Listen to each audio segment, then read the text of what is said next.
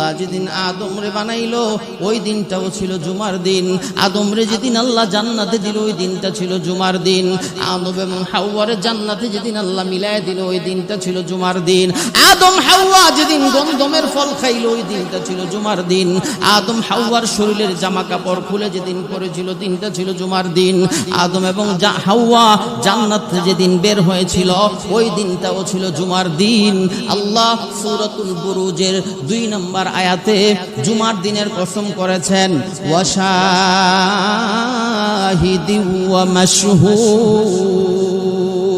আল্লাহ বলেন আমি জুমার দিনের কসম করে বলি, কুতিলা আসহাবুল উখদুদ, গর্তওয়ালা যারা, আসহাবে উখদুদ যারা, জালিম যারা, কিয়ামত পর্যন্ত আমি আল্লাহর পক্ষ থেকে ওদের উপর অভিশাপ।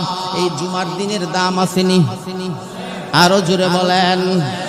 আল্লাহ নবীর সাহাবী আল্লাহ রাসূলকে গিয়ে প্রশ্ন করলেন, ইয়া রাসূলুল্লাহ জুমার দিনে কোন সময় দোয়া করলে দোয়া কবুল হয়? আল্লাহ রাসূল বলে, সাহাবী জুমার দিনে একটা সময় আছে যেই সময় আল্লাহ দোয়া করলে দোয়া ফিরাইয়া দেয় না। ওই সময়টা হলো আসর থেকে নিয়ে মাগরিবের আজানের আগ পর্যন্ত। ওই সময়ে আল্লাহ ওই যে আসমানে বৈশা থাকে বান্দার গুনাহ মাফ করার জন্য। আল্লাহ রাসূল বলে, সাহাবী শুধু তা নয়, জুমার দিন আসর থেকে নিয়ে মাগরিবের আগ পর্যন্ত সময়টায় একটা দরুদ আছে, একটা ইবাদত আছে, একটা নেক আমল আছে। এই নেক আমলটা যদি করতে পারো আল্লাহ তোমার জীবনের 80 বছরের গুনাহ মাফ করে দিব।